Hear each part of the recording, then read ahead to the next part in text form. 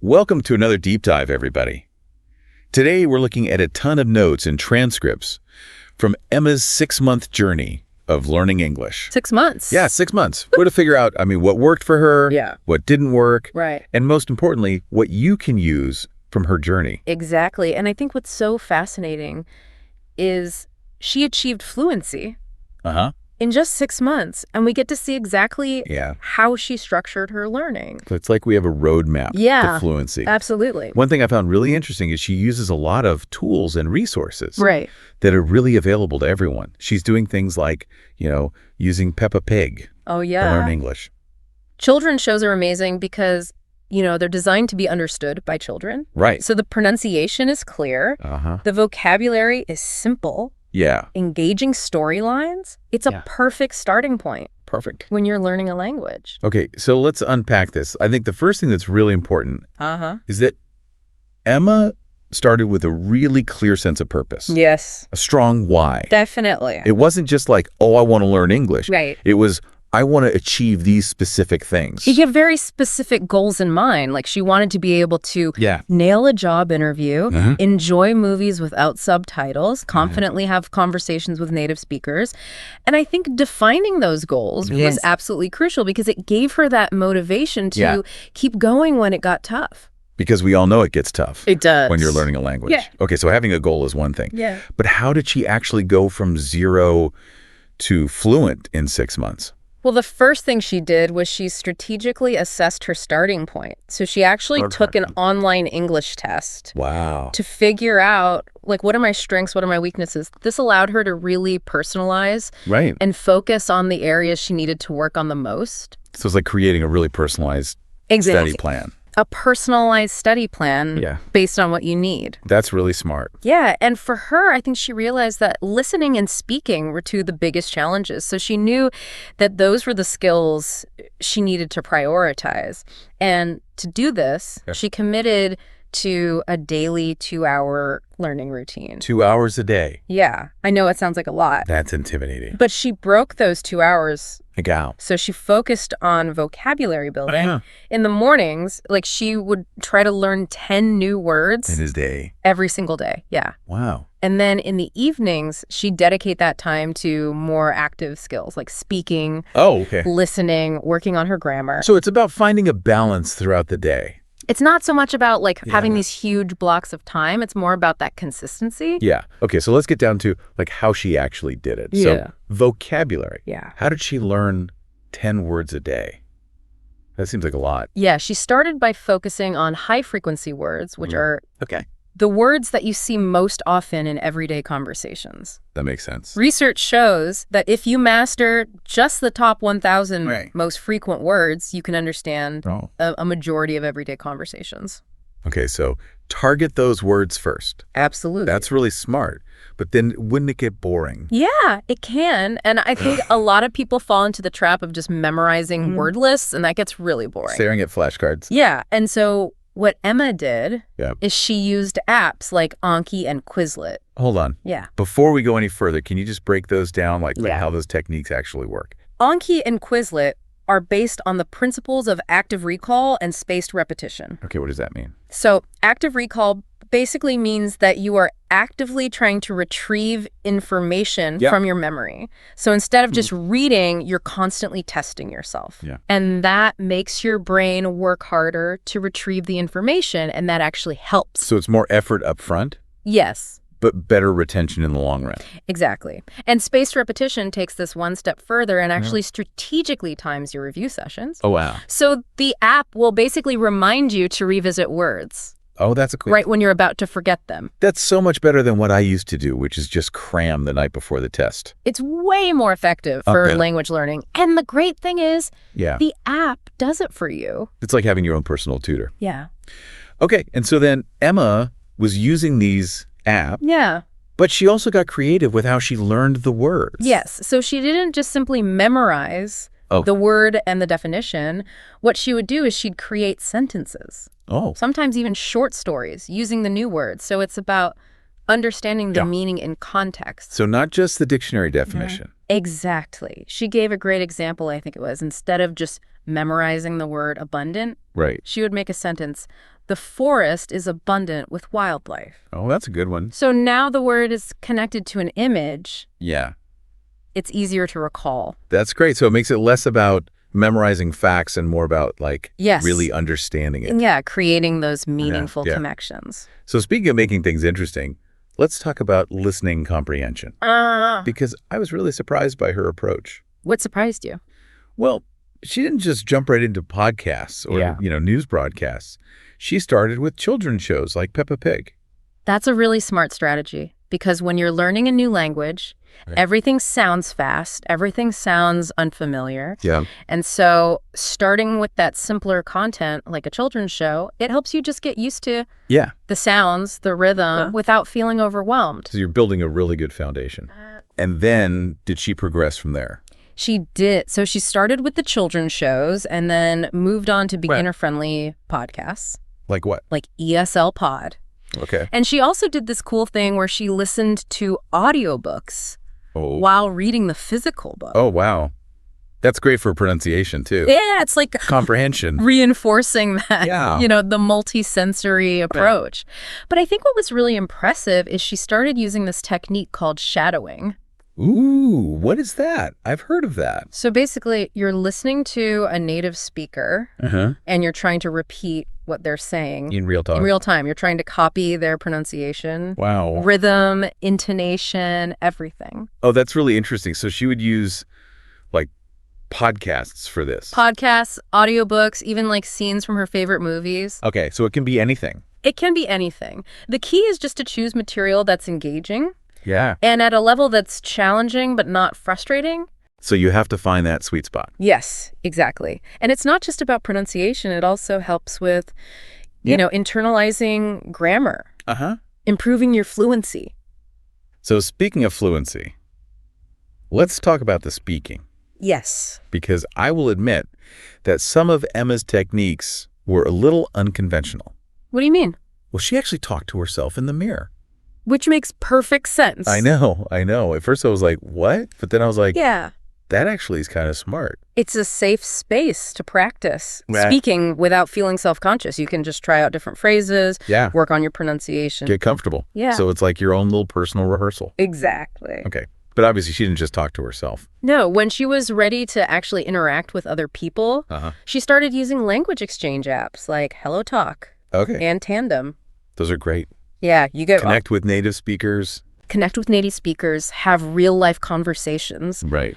And it's great because you can find somebody who's learning your language. Yeah. Who you can help each other. So it's win-win. It's a win-win. But then she also, I think at some point, did invest in online tutors. She did. She started using platforms like italki and Reply. Oh, yeah, those are good. To get that more personalized feedback and guidance. So even though she's doing a lot of self-directed learning, she's also like, okay, I need somebody to help me. Yes, absolutely. That personalized feedback is invaluable. Yeah, for sure. Because they can see things that you don't see in your own speaking or whatever. But then she also did something which I think is really brave, which is she actually recorded herself giving 1-minute speeches. That's amazing. On random topics. It's such a good way to like practice for public speaking. Yeah, it's like simulating that public speaking environment so you can analyze your speech, see where you're maybe stumbling, where you're mispronouncing things, and track your progress. I like that. So it's from talking to herself in the mirror to, language exchanges to even practicing public speaking. And I think it really just shows that it's about finding what works for you and being fearless in your practice. Absolutely. All right. So we've talked about vocabulary, listening and speaking. Yeah. But what about the grammar? Grammar. The sometimes dreaded part of language learning. Yeah.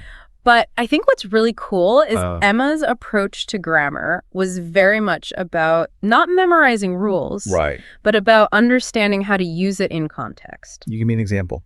Yeah, so she talks about how she learned the present perfect tense. And she didn't do it by memorizing like the structure of it. She did it by using it in everyday phrases. So she would say things like, I have lived here for 3 years. Or, I have already eaten breakfast. Okay, yeah, that's smart. So it's not about the rule. Yeah. It's about how you use it. Understanding it. In real life situations. Okay, but did she use any resources for that? Of course. She used, the classic Raymond Murphy's Grammar and Use series. That's a classic. It's a classic. Yeah. And she used online tools like Grammarly. Oh, yeah, Grammarly's great. It's fantastic. For getting that instant feedback. Yeah, and she would actually write every day. She'd write short paragraphs, and then she would review those. With a tutor. With her tutor, get that personalized feedback. So again, it's that combination. It is. It's finding that balance between independent learning and when to seek out the guidance. Okay, so even with all the best resources and techniques, language learning is a journey. It is. And sometimes it's hard. It can be challenging. So how did Emma stay motivated? Well, we're going to dive deeper into that in the next part of our deep dive. We're going to explore how she celebrated small wins, how she tracked her progress, and perhaps most importantly, how she created this immersive English-speaking environment for herself. I'm looking forward to unpacking that. Me too. Because I think staying motivated is one of the hardest things. With learning anything, especially a language. Absolutely. All right, well, we'll be right back. Sounds good. Welcome back to the Deep Dive, where we're talking about all things Emma and her 6-month journey to learning English. And she did it so fast. Yeah. I mean, 6 months, that's incredible. I know. I was really interested in how resourceful she was with just using everyday things. Oh, yeah, like those vocabulary building apps we were talking about. Yeah, the Anki and Quizlet. I mean, I know those are popular, but are those just for language learning? No, they're used for all kinds of things. Like what? I mean, medical students use them for anatomy. Wow. Musicians use them. For like chord progressions? Yeah. That's so cool. So they use that principle of active recall. Okay. And spaced repetition. Which is basically just making your brain work harder. Yeah, you're making your brain work harder to retrieve that information. Right. And then it sticks better. But the best part is the app does it for you. The app does it for you. You don't have to think about it. It's like a little robot tutor in your pocket. Exactly. But okay, I feel like sometimes studying alone can get kind of lonely. And so it was really interesting to see how Emma used the language exchange apps. Yeah, because that way you're interacting with other people. Right, so you're not just like in your room with your flashcards. By yourself. Like a weirdo. Okay. So, and you get to have real conversations. Yeah, like Hello Talk and Tanthem. Those were the two she was using. Yeah, and those are great because you can connect with somebody who's learning your language. Oh, I could find somebody who's learning French. And then we can like switch back and forth. Yeah, it's a win-win. That's cool. You get to practice, they get to practice. But I mean, I imagine there were times when Emma was like, I need help. Oh, yeah, for sure. Everyone gets to that point. Right. Language learning where they're like, I'm stuck. You hit a wall. Yeah. And so she actually started investing in online tutors. Okay. So she used italki and Perply, which I've heard of. Yeah, they're great platforms. Yeah, those are good. To find a tutor who can give you that specific feedback. Right. Because even if you're doing a lot on your own, sometimes you're just like, you need that guidance. I need a professional. Absolutely. So I thought that was smart. But she also did something which I think is really brave. What was that? She would record herself giving like 1-minute speeches. Yes. On random topics. It's a fantastic strategy. Like, how did she even come up with that? I know. But it's so smart because it's like simulating that public speaking environment. And so you can analyze your speech. Yeah. You can pinpoint the areas where you're hesitating. Right. Or like mispronouncing. Yeah. Or if there's grammar. Yeah. Mistakes that you're consistently making. That's really cool. It's like having your own speech analyst. So, okay, from talking to herself in the mirror to, the language exchange to even practicing public speaking. She really put herself out there. She did. She really put herself out there. Which is so important. Yeah, you have to be a little brave. I think so. When you're learning a language. Be fearless. Yeah. Okay, but we also have to acknowledge the small victories. Oh, absolutely.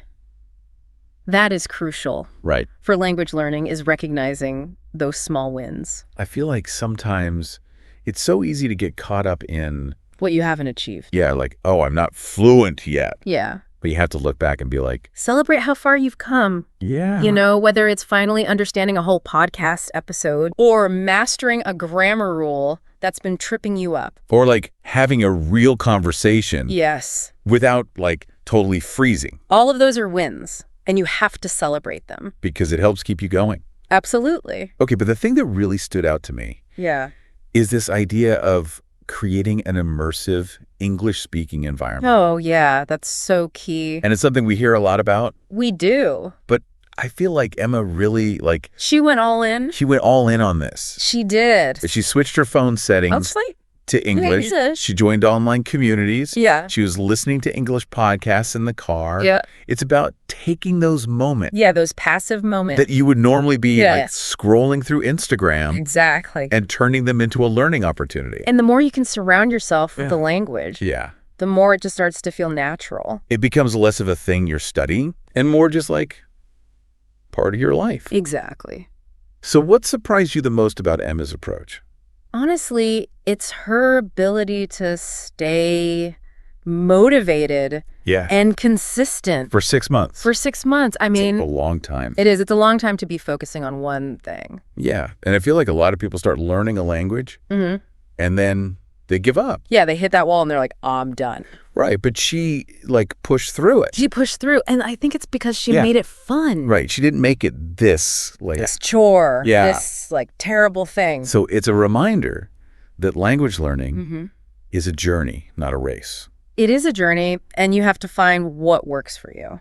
So we've explored a lot of her techniques. A lot. And strategies. It's been really interesting. It has been, yeah. It's really interesting to see how she kind of hacked it in 6 months. So what's the key takeaway here? I think the biggest takeaway is that fluency is within reach. For anybody. For anyone. If you're willing to put in the work. Yeah. And you have the right strategies. And the mindset? Yeah. So Emma's story proved you don't need any magic talent. Yeah, right. Or a fancy expensive program. It's about consistency and being strategic. And believing in yourself. Absolutely. Okay, so final thought-provoking question. What's one small action that you can take today to move closer to your own language goals? Could be anything. Could be download a language app. Yeah. Dust off that grammar book you have on your shelf. Watch a movie. Watch a movie. In English. Yes, anything. Anything. Just take one step. That's all it takes. Until next time, keep exploring, keep learning, keep diving deep.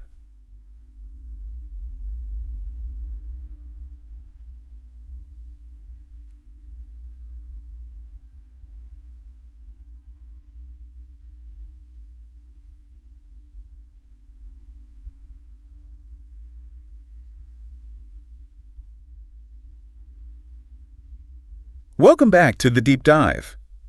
You know, we've been going through Emma's journey, and I'm just really impressed by how she made this whole language learning thing approachable. Yeah, approachable. Not like these learn a language in 30 days thing. Yeah, those never work. They never work. It's just marketing. Exactly. It's just a gimmick. But Emma shows us it's about putting in the effort, using the right strategies, but also a lot of self-awareness. Being aware of your strengths and weaknesses. And one of the things that I thought was really refreshing is that it wasn't about fancy software or some kind of you need to buy this course. Yeah, exactly. It was about using resources that are available to everyone. She used tools that a lot of us already have. Yeah. I mean, things that maybe our listeners already have. Right, exactly. And they just haven't thought about it that way. Yeah. So let's zoom back in on this idea of having really clear goals. Oh, yeah. Crucial. Because it wasn't just I want to learn English. It was very specific. Specific things. She had this picture in her mind of what she wanted to achieve. What does she want to do? Well, she wanted to nail a job interview. Oh, yeah. She wanted to be able to watch movies without subtitles. And she wanted to be able to confidently talk to native speakers. So these weren't just vague wishes. They were very specific and tied to real life situations. So it was almost like she had this mental map of where she wanted to go. A roadmap. And the goals were kind of like her compass. I love that analogy. I think that's really important for anybody learning a language. Yeah, you have to define. Those. Whys. How are you doing this? What's going to happen if I achieve this? Because we all know it can be hard. And you're going to have days when you're like, oh, absolutely. I don't want to study today. You lose motivation. And you're like, why am I even doing this? It's those goals that are going to bring you back. Pull you back in. And be like, okay, this is why I'm doing it. And also this idea of celebrating the small wins. So important. I think we forget to do that. We do. Sometimes. It's so easy to be like, oh, I'm not fluent yet. Yeah, you focus on, but like, look how far you've come. Exactly. You can understood a whole podcast episode. Yes. You finally figured out that grammar rule. Yeah. That's been tripping you up. You had a conversation. Yes. And you didn't, like, completely freeze up. Those are all wins, and you have to recognize them. It's like giving yourself a little pat on the back. Exactly. Like, good job. You're doing it. Keep going. All right, so we can't end this deep dive without talking more about immersion. Immersion, yes. Because I think it's something we hear a lot. It's key. But Emma really, she took it to the next level. She took it to a whole other level. Yeah. So what was she doing? I mean, she was switching her phone settings to English, joining online communities where everyone was speaking English, listening to English music and podcasts during her commute. So it's really about taking those everyday moments and turning them into a learning opportunity. Oh, it's brilliant. Okay, so as we're wrapping up here, what's the one thing you want our listener to walk away with? I think the biggest takeaway is that fluency is possible for anyone. You don't have to be. It's not this magical ability. And you don't have to be like a genius. You just have to be willing to put in the work, the effort, have the right strategies. And the right mindset. And I think Emma's story is proof of that. It is. She didn't have any special advantages. She just had a vision, a plan, and she believed in herself. Yeah, and that's what got her there. That's what got her there. So as you're on your language learning journey, be kind to yourself. Absolutely. You know, you're going to have challenges. You're going to make mistakes. But that's all part of the process. That's all part of it. Don't give up. Don't give up. Find what works for you, celebrate those victories, and remember, every journey begins with one step. With a single step. Yeah. So what will your step be today? What will you do today to move closer to your goal? Until next time, keep exploring, keep learning. And keep diving deep. See ya.